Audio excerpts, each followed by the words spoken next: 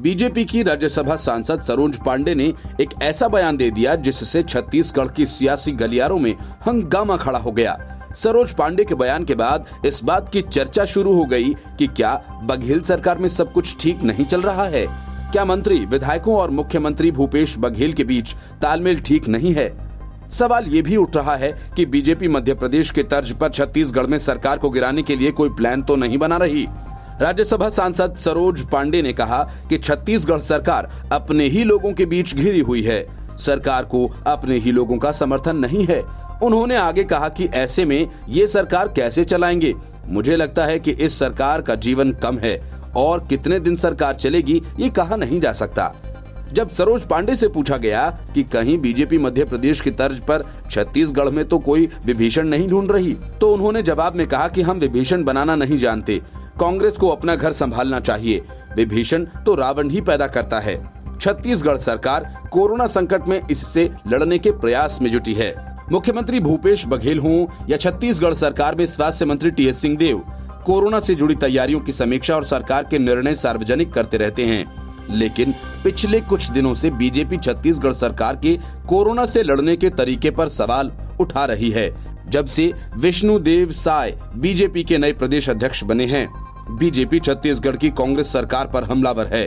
प्रदेश अध्यक्ष बनते ही विष्णुदेव साय ने एक बयान दिया था जिसमें उन्होंने कहा था कि अगर आज चुनाव हो जाएं तो बीजेपी की सरकार बन जाएगी। साय के इस बयान की चर्चा भी प्रदेश में खूब हुई थी। अब सरोज पांडे का ये बयान छत्तीसगढ़ की सियासत में चर्चा का विषय बना हुआ है।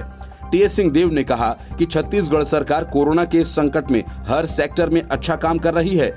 मनरेगा, स्वास्थ्य और शिक्षा से लेकर आम जनता के हितों का ख्याल रखते हुए सरकार काम कर रही है। जहां तक सरोज पांडे के बयान की बात है तो ये उनकी प्रजातांत्रिक स्वतंत्रता है, वो कुछ भी कह सकती हैं। सरकार में आपस में तालमेल के सवाल पर उन्होंने कहा कि यदि सरोज पांडे को काम में ऐसा कहीं दिख रहा है तो वे ऐसा कह सकती हैं। सरोज पांडे के बयान का असर ऐसा हुआ कि छत्तीसगढ़ कांग्रेस को इसका जवाब देना पड़ा। छत्तीसगढ़ कांग्रेस के ऑफिशियल ट्विटर अकाउंट से सरोज पांडे का वीडियो ट्वीट करते हुए कांग्रेस ने लिखा, वाह, जो अपने राजनीतिक जीवन में दुर्ग से रायपुर तक का रास्ता नहीं नाप पाई, वो छत्तीसगढ़ की कांग्रेस सरकार को गिराने के ख्वाब देख रही हैं। कांग्रेस ने आगे लिखा, सरोज पांडे जी, जिन कबूतरों ने आपको इशारा किया है उनसे कह देना कि वे कुत्ता बिल्ली सब पाल लें, लेकिन गलतफहमी न पालें। इतनी हिम्मत नहीं, अभी छत्तीसगढ़ में कांग्रेस की सरकार को बड़ा बहुमत हासिल है। 90 विधानसभा सीट वाले छत्तीसगढ़ में कांग्रेस के पास 69 विधायक हैं। ऐसे में बीजेपी के नेताओं के सरकार के जीवन की भविष्यवाणी करना कितना सही है और इससे कांग्रेस की सरकार की सेहत पर क्या फर्क पड़ेगा, ये तो आने वाला वक्त ही बताएगा। लेकिन पिछले 1.5 साल से सुस्त पड़ी बीजेपी को सरोज पांडे और विष्णुदेव साय ने थोड़ा चार्ज जरूर कर दिया है। Bureau report, news of India. Madhya Pradesh और गुजरात की जली कांग्रेस राजस्थान में फूंक फूंक कर कदम रख रही है। कांग्रेस को इस बात की आशंका है कि निर्दलीय सहित उसके कई विधायक राज्यसभा चुनाव में पाला बदल सकते हैं। इस डर से अशोक गहलोत ने अपने विधायकों को जयपुर के होटल में शिफ्ट कर दिया है और बाहर निगरानी के लिए पुलिस कर्मी तैनात कर दिए हैं। इसके पहले अशोक गहलोत ने बीजेपी पर कांग्रेस और निर्दलीय विधायकों को पैसे का लालच दिए जाने का आरोप लगाया और उसके बाद विधायकों को उन्होंने जयपुर के शिवविलास होटल में सुरक्षित भेज दिया। असल में कांग्रेस के अंदर नीरज डांगी को उम्मीदवार बनाए जाने को लेकर काफी असंतोष है। उनकी उम्मीदवारी का काफी विरोध हुआ था। बावजूद इसके अशोक गहलोत ने अपने करीबी नीरज डांगी को उम्मीदवार बनवा दिया। अब गहलोत को इस बात की आशंका है कि डांगी विरोधी विधायक पाला बदल सकते हैं। जयपुर में स्थित शिवविलास होटल में सादी वर्दी में 50 से ज्यादा पुलिसकर्मी तैनात किए गए हैं। होटल के बाहर तैनात पुलिसकर्मियों ने कहा कि उच्च अधिकारियों ने हमें कहा है कि सादी वर्दी में यहाँ पर तैनात रहो और आने जाने वाले पर ध्यान रखो, साथ ही विधायकों पर नजर रखो। गौरतलब है कि आगामी 19 जून को होने वाले राज्यसभा चुनाव को लेकर राजस्थान में कांग्रेस पार्टी चौकस नजर आ रही है। पार्टी ने अपने विधायकों के टूटने से बचाने के लिए अपने निर्दलीय विधायकों को शिवविलास होटल में भेज दिया है। इससे पहले सीएम अशोक गहलोत ने पार्टी के सभी विधायकों के साथ अपने आवास पर एक बैठक की। कांग्रेस के मुख्य सचेतक महेश जोशी ने पुलिस महानिदेशक एसीबी से एक आधिकारिक शिकायत की और उन बीजेपी कार्यकर्ताओं के खिलाफ सख्त कार्रवाई किए जाने की मांग की जो धनबल के जरिए निर्दलीय उम्मीदवारों को लुभाने की कोशिश कर रहे हैं। महेश जोशी ने डीजी और एसीबी को संबोधित अपने पत्र में लिखा कि हमें अपने विश्वस्त सूत्रों से पता चला है कि मध्य प्रदेश, गुजरात, कर्नाटक की तर्ज पर बीजेपी कांग्रेस के विधायकों के साथ ही हमारी सरकार को समर्थन दे रहे निर्दलीय विधायकों को लालच देकर राजस्थान में सरकार को अस्थिर करने की कोशिश कर रही है। राजस्थान में 19 जून को राज्यसभा की 3 सीटों के लिए मतदान होगा, जहां कांग्रेस ने 2 उम्मीदवार खड़े किए हैं, केसी वेणुगोपाल और नीरज डांगी, जबकि बीजेपी ने भी 2 उम्मीदवार राजेंद्र गहलोत और ओमकार सिंह लखावत को मैदान में उतारा है। और इन दोनों के उतारे जाने के बाद चुनाव और रोचक हो गया है। कांग्रेस के पास अपने 107 विधायक हैं और उसे आरएलडी के 1 विधायक और निर्दलीय 13 विधायकों, बीटीपी और सीपीआई के विधायकों का समर्थन प्राप्त है, जबकि बीजेपी के पास 72 विधायक हैं और उसे आरएलपी के 3 विधायकों का समर्थन प्राप्त है। Bureau report, news of India. Madhya Pradesh में कांग्रेस को एक और बड़ा झटका देने की तैयारी चल रही है। माना जा रहा है कि ये झटका राज्यसभा चुनाव के दौरान लग सकता है। ज्योतिरादित्य सिंधिया के साथ 22 विधायकों द्वारा कांग्रेस का साथ छोड़ने से कमलनाथ की सरकार गिर गई और बीजेपी को लगभग 15 माह के बाद एक बार फिर सत्ता में आने का मौका मिल गया। कांग्रेस में ये टूट अचानक नहीं हुई थी, बल्कि इसके लिए बीजेपी द्वारा लंबे अरसे से सिंधिया के अनुकूल मैदानी पिच तैयार करने की कवायद चल रही थी। आखिरकार बीजेपी को सफलता मिली और सिंधिया कांग्रेस का साथ छोड़कर बीजेपी के साथ आ गए। राज्य में 24 विधानसभा क्षेत्रों में उपचुनाव होने वाले हैं और बीजेपी की कोशिश है कि इन चुनावों से पहले कांग्रेस को एक और झटका दिया जाए और इसके लिए उसके पास सबसे बढ़िया मौका राज्यसभा का चुनाव है। और इसके लिए बीजेपी ने उन असंतुष्ट विधायकों से संपर्क साधना भी शुरू कर दिया है जो कांग्रेस के अंदर चल रही खेमेबाजी में अपने आप को पूरी तरह से सुरक्षित नहीं महसूस कर रहे। भाजपा के वरिष्ठ नेता डॉक्टर हितेश वाजपेयी का कहना है कि आने वाले समय में कांग्रेस में टूट होना तय है, मगर ये टूट अंदरूनी होगी या लोग बाहर निकल कर आएंगे, ये तो वक्त ही बताएगा। इस टूट से बीजेपी का कोई लेना देना नहीं होगा। ये तो कांग्रेस के अंदर चल रही खींचतान के चलते होने वाला है।